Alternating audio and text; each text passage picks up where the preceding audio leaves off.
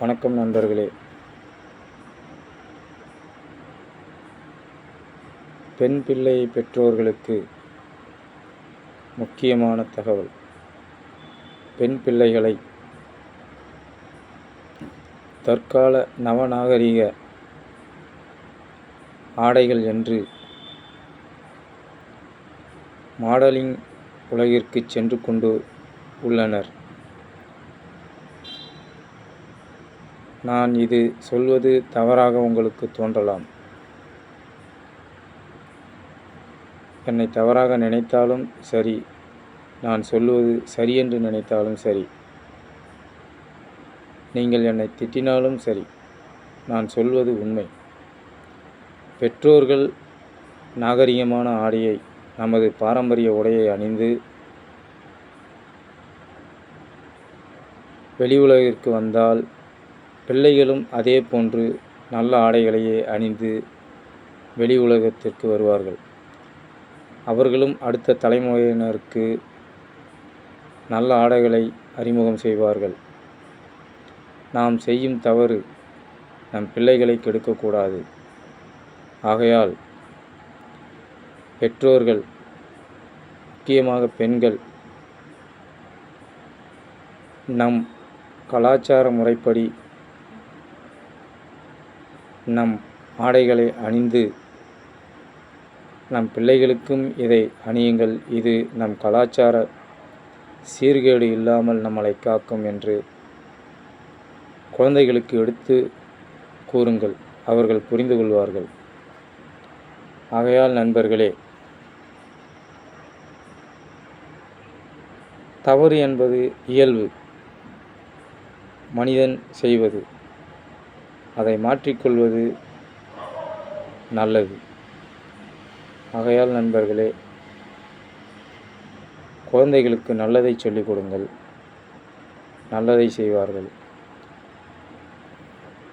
பெண் பிள்ளைகளுக்கு முக்கியமாக நான் கூறுவது, வீட்டில் கால் மீது கால் போட்டு அமராதீர்கள். உங்கள் அப்பா அமர்ந்திருக்கும்போது அவரின் எதிரில் கால் மேல் கால் போட்டு அமராதீர்கள். ஏனென்றால் அந்த பழக்கம் உங்களை வெளி உலகிற்கும் அதையே செய்ய தூண்டும். ஆகையால் குழந்தைகளே, உங்களது அண்ணனோ அம்மாவோ அப்பாவோ வீட்டில் இருக்கும்போது கால் மீது கால் போட்டு அவர்களின் எதிரில் அமராதீர்கள். அவர்களுக்கு மதிப்பளியுங்கள். அதே போன்று வெளியில் செல்லும்போது கால் மீது கால் போட்டு அமராதீர்கள்.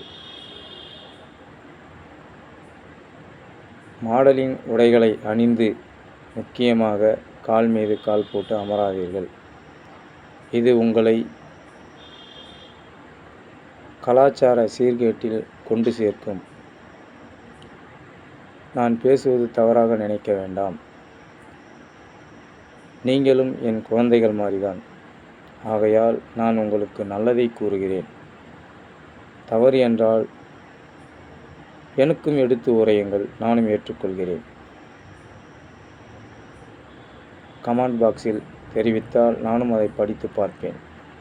நீங்கள் தவறாக பேசுகிறீர்கள் என்றால் எனக்கு தெரியுங்கள்.